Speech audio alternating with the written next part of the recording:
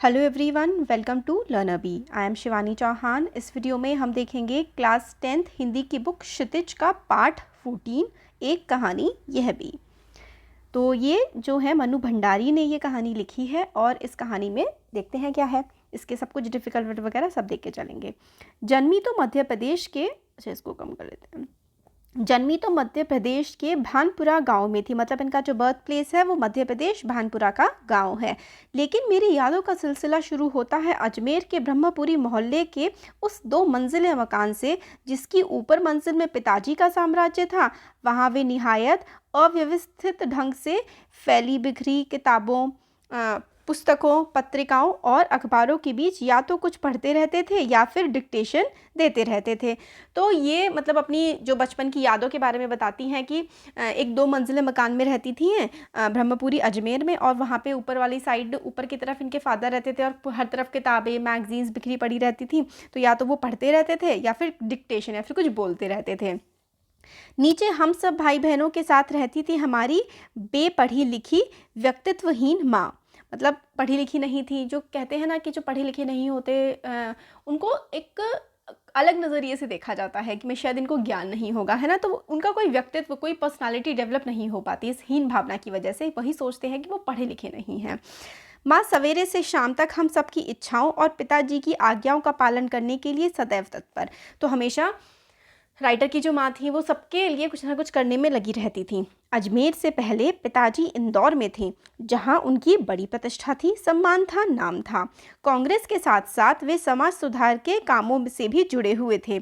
शिक्षा के वे केवल उपदेश ही नहीं देते थे, बल्कि उन दिनों 8-8, 10-10 विद्यार्थियों को अपने घर रखकर पढ़ाया है, जिसमें से कई तो बाद में ऊंचे ऊंचे ओहदों पर पहुंचे। तो वो सिर्फ शिक्षा की नसीहतें ही नहीं दिया करते थे लोगों को, बल्कि उन्होंने तो कई बच्चों को अपने घरों में रख करके पढ़ाया भी है।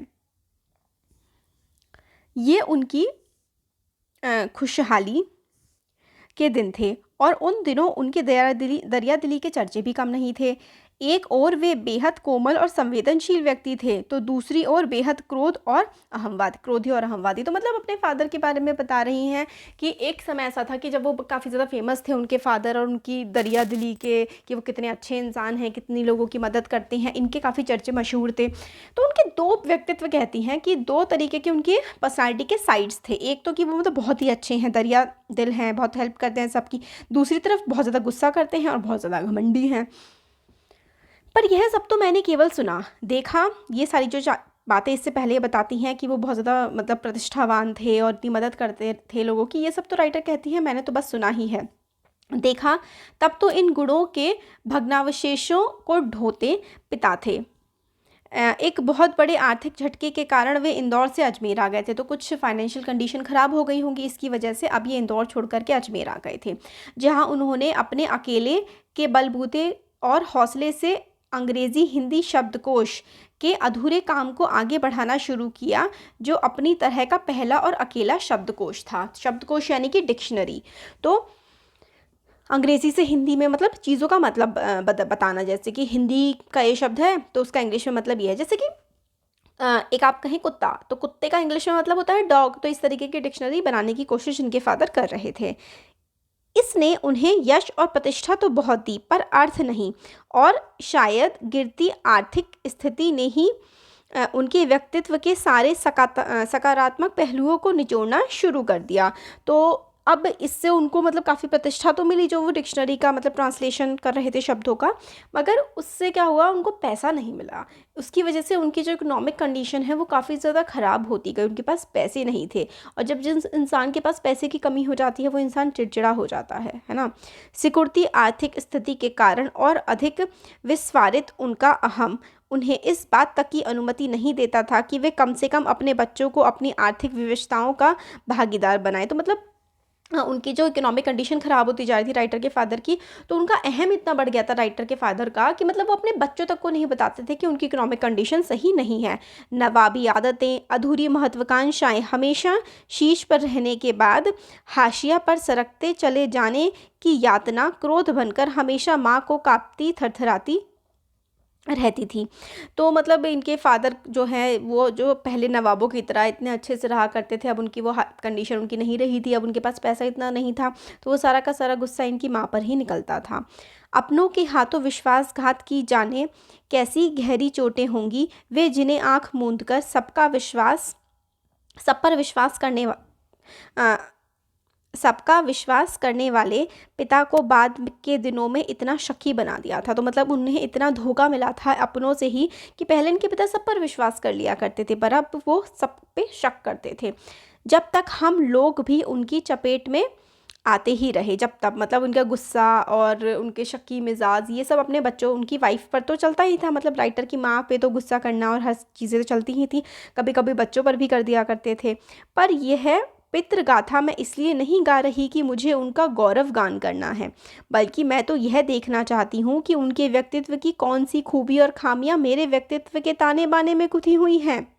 ये कहती हैं कि ये सब जो अपने फादर के बारे में ये लिख रही हैं या बता रही हैं, ये मतलब अपने फादर की बात नहीं कर रही है, बल्कि ये तो ये जज करने की कोशिश कर रही हैं कि ये सब चीज़ें जो उनके फादर में थी क्या उनमें भी आ गई हैं, क्या उनके व्यक्तित्व में भी ये सब चीज़ें आई हैं, या कि अनजाने अनचाहे किए उनके व्यवहार ने मेरे भीतर किन ग्रंथियों को जन्म दे दिया। मैं काली हूँ, बचपन में दुबली और मरियल भी थी। तो ये कहती हैं कि मेरा रंग जो है वो सांवला काला रंग है और बचपन में बहुत मरियल सी थी। गोरा रंग पिताजी की कमज़ोरी थी। सो बचपन में मुझसे 2 साल बड़ी खूब गोरी स्वस्थ और हंसमुख बहन सुशीला से हर बात में तुलना और फिर उसकी प्रशंसा ने ही क्या मेरे भीतर ऐसे गहरे हीन भाव की ग्रंथि पैदा नहीं कर दी थी कि नाम सम्मान और प्रतिष्ठा पाने के बावजूद आज तक मैं उससे उबर नहीं पाई। तो मतलब देखिए, अगर अगर मैं कह रही हूँ कि कोई पेरेंट ये चैप्टर सुन रहा है तो आप कभी भी अपने बच्चों को कंपेयर ना करें। जब हम एक बच्चे को दूसरे बच्चे से कंपेयर करते हैं ना, तो उस बच्चे का कभी भी फ़ायदा नहीं होता है। वो बच्चा खुद जिसको आप नीचा दिखाने की कोशिश कर रहे होते कि वो देखो वो तुमसे कितना अच्छा है, तो बच्चे के अंदर कॉन्फिडेंस कम हो जाता है। हीन भावना मतलब एक ऐसी भावना कि भाई हम तो नीचे हैं, ये वाली भावना उस बच्चे के अंदर घर करने लगती है। तो ये चीज़ कभी भी नहीं करनी चाहिए, कंपैरिजन कभी नहीं करना चाहिए किसी भी बच्चे का। तो यही राइटर कह रही है कि मैं काली थी और मैं पतली दुबली थी, तो मेरे फादर मेरी बड़ी बहन से हमेशा मेरी तुलना करते थे। तो क्या ये इतना प्रतिष्ठा मैंने पा लिया है, इतना सम्मान मुझे मिल गया है, नाम कमा लिया है मैंने, है ना, बहुत बड़ी राइटर हैं ये। तो उसके बावजूद भी क्या वो सब जो बचपन में मैंने कंपैरिजन झेला था, हीन भावना मेरे अंदर आई थी, क्या उन सब से मैं उभर पाई हूँ? ऐसा राइटर अब यहाँ पर बोल रही हैं खुद को। आज भी परिचय करवाते समय जब कोई कुछ विशेषता लगाकर मेरी लेखकीय उपलब्धियों का जिक्र करने लगता है तो मैं संकोच से सिमट ही नहीं जाती, बल्कि गढ़ने गढ़ने को हो आती हूँ। तो जब भी आज के टाइम पे मतलब जब भी राइटर लिख रही हैं, बहुत बड़ी राइटर हैं ऑब्वियसली, इनको तो बहुत बड़ी बड़ी उपलब्धियाँ मिली हुई हैं, काफ़ी अवार्ड्स उनको मिले हैं। तो जब इनके सामने कोई इनकी राइटिंग्स की तारीफ़ करता है तो उस समय इनको ऐसा फील होता है जैसे कि मतलब क्या हो रहा है, ये बहुत ही दबा दबा इन्हें अंदर से फील होता है। शायद अचेतन कि किसी परत में मतलब सबकॉन्शियस माइंड की किसी परत के नीचे दबी इस हीन भावना के चलते मैं अपनी किसी भी उपलब्धि पर भरोसा नहीं कर पाती, सब कुछ मुझे तुक्का ही लगता है। तो मतलब इतनी ज़्यादा हीन भावना इनके मन में बैठ गई थी उस बचपन से ही, तो ऐसा लगता है कि इनको खुद को फील होता है कि इन्होंने कुछ अचीव ही नहीं किया है, सब कुछ तो इन्हें तुक्के से मिला है, ऐसा इनको फील होता है। कुछ अचीवमेंट को नहीं फील कर पाती हैं अपनी ये। पिताजी के जिस शक्की स्वभाव पर मैं कभी भन्ना जाती थी, आज एकाएक अपने खंडित विश्वासों की व्यथा के नीचे मुझे अपने शक्की स्वभाव की झलक ही दिखाई देती है। बहुत अपनों के हाथों विश्वासघात की गहरी व्यथा से उपजा शक। तो इसका मतलब है कि बचपन में इनके फादर जो हैं इनकी बहन से इनकी तुलना करते थे, तो इनको मतलब शक होने लगा अपनी एबिलिटीज़ पे। इसीलिए आज जब कोई इनकी तारीफ़ करता है ना राइटर की, भाई आप तो इतनी अच्छी, तो इनको विश्वास ही नहीं हो पाता, बेसिकली इनको उस बात पे शक होता है। अब आगे बताती हैं, होश संभालने के बाद ही जिन पिताजी ने किसी ना किसी बात पर हमेशा मेरी टक्कर ही चलती, मतलब पिताजी से इनकी बनती नहीं थी, हमेशा कुछ ना कुछ बहसें होती रहती थी, वे तो ना जाने कितने रूपों में मुझ में हैं, कहीं कुंठाओं के रूप में, कहीं प्रतिक्रिया के रूप में, तो कहीं प्रतिच्छया के रूप में। मतलब अपने फादर से इनकी जो बनती नहीं थी, जो हर समय अपने फादर से इनकी मतलब लड़ाइयाँ होती रहती थीं, और तो वो सारी की सारी जो भावनाएं हैं, वो सारी जो फीलिंग्स हैं वो इनके मन में हैं आज भी। एक परछाई के रूप में। केवल बाहरी भिन्नता के आधार पर अपनी परंपरा और पीढ़ियों को नकारने वालों को क्या सचमुच इस बात का बिल्कुल एहसास नहीं होता कि उनका आसन्न अतीत किस कदर उनके भीतर जड़ जमाए रहता है? तो ये कहते हैं कि बाहरी मान्यताओं, मतलब बाहर से जो चीज़ें ट्रेडिशन कस्टम्स आ गए हैं आप उनको अपना लो। बट ऐसे लोग जो ऐसा करते हैं, जो बाहर के ट्रेडिशंस को अपनाते हैं, क्या उनके अंदर की जो, मतलब यार हमारे अंदर ना बसा हुआ है हमारा कल्चर, चाहे हम लोग वेस्टर्नाइजेशंस की तरफ कितना ही चले जाए, बट अपना कल्चर तो हम नहीं भूल सकते। यही राइटर कह रही हैं, समय का प्रवाह भले ही हमें दूसरी दिशाओं में बहाकर ले जाए, स्थितियों का दबाव भले ही हमारा रूप बदल दे, हमें पूरी तरह उनसे मुक्त तो नहीं ही कर सकता है। मतलब हम बाहर से कितने भी बदल जाएं, बचपन से या सदियों से हमारे अंदर जो चीज़ें बस गई हैं, मतलब समय के साथ साथ उनको बदलना बड़ा मुश्किल हो जाता है।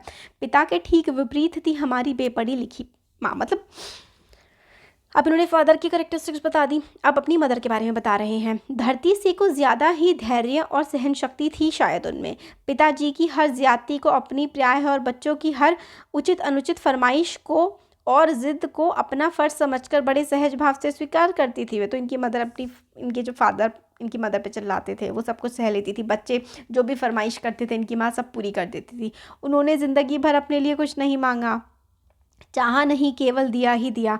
हम भाई बहनों का सारा लगाव शायद सहानुभूति से उपजा। माँ के साथ था, लेकिन निहायत असहाय मजबूरी में लिपटा। उसका यह त्याग कभी मेरा आदर्श नहीं बन सका, ना उसका त्याग ना उसकी सहिष्णुता।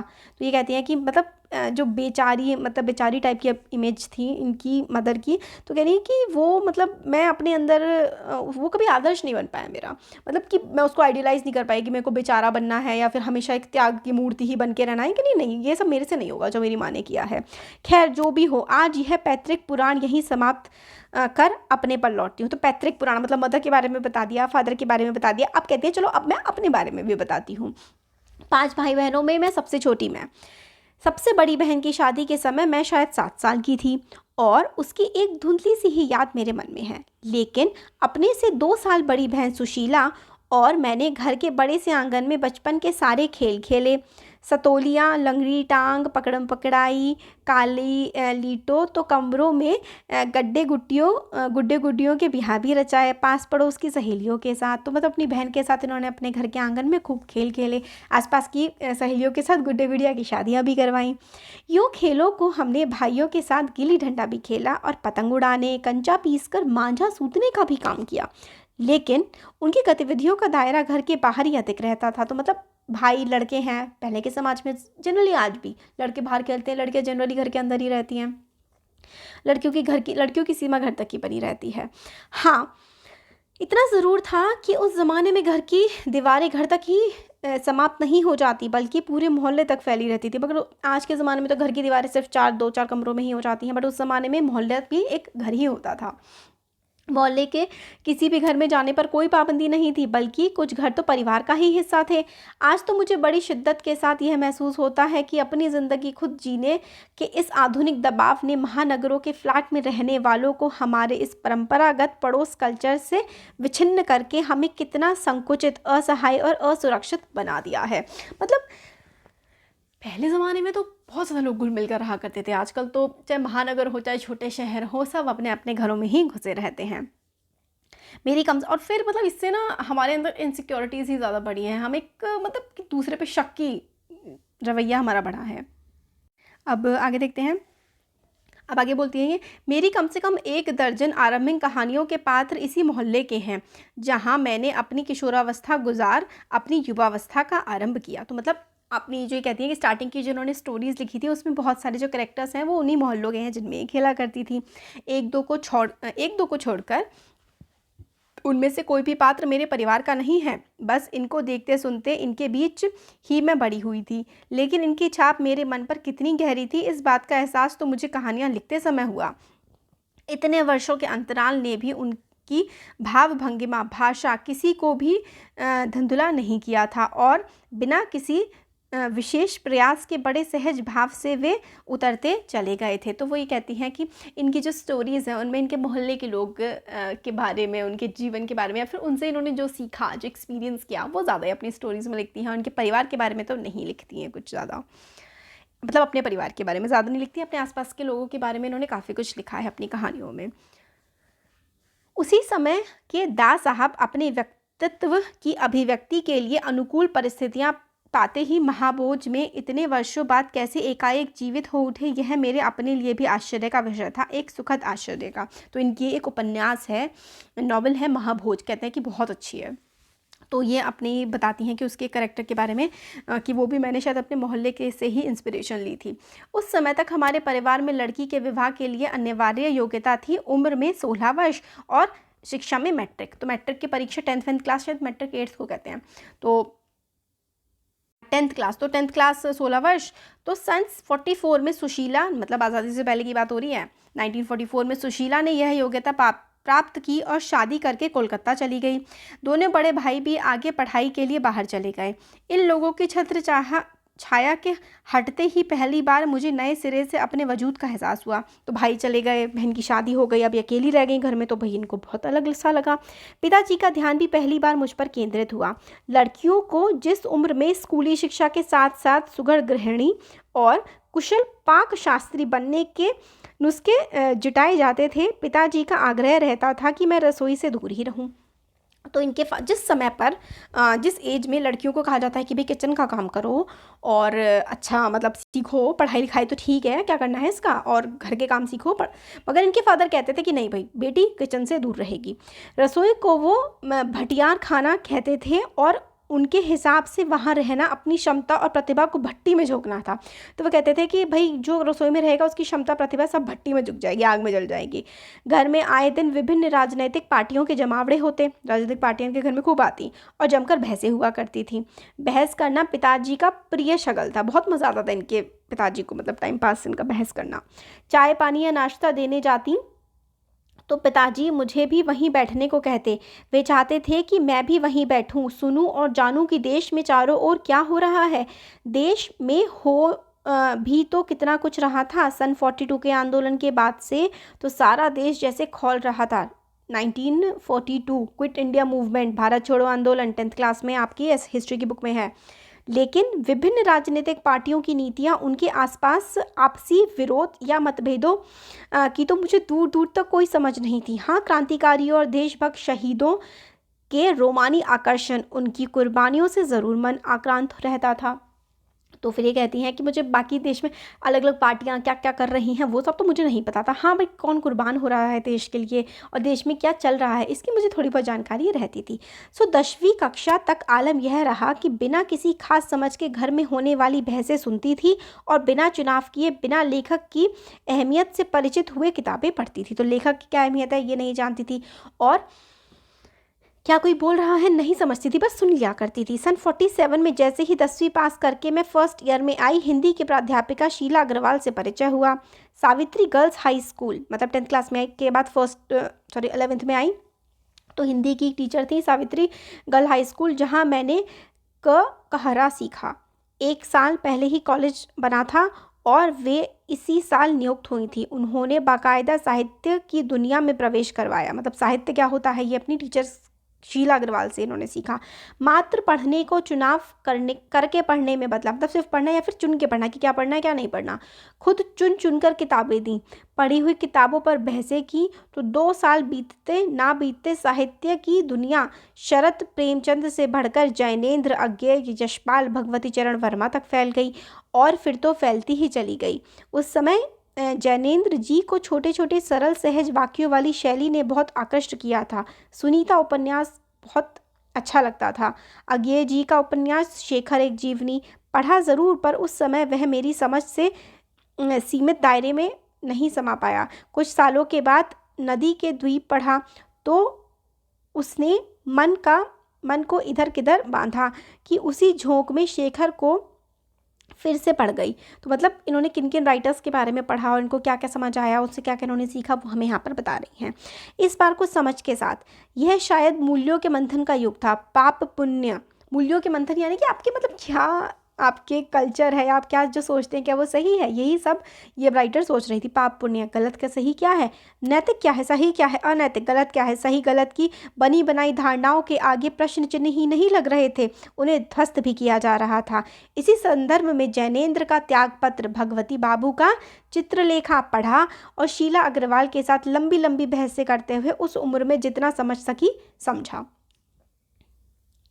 तो अब चैप्टर हो रहा है बड़ा। अब आगे का चैप्टर ना हम लोग नेक्स्ट वीडियो पे देखेंगे। अच्छा लगा है तो सब्सक्राइब ज़रूर करिएगा चैनल को। Thank you.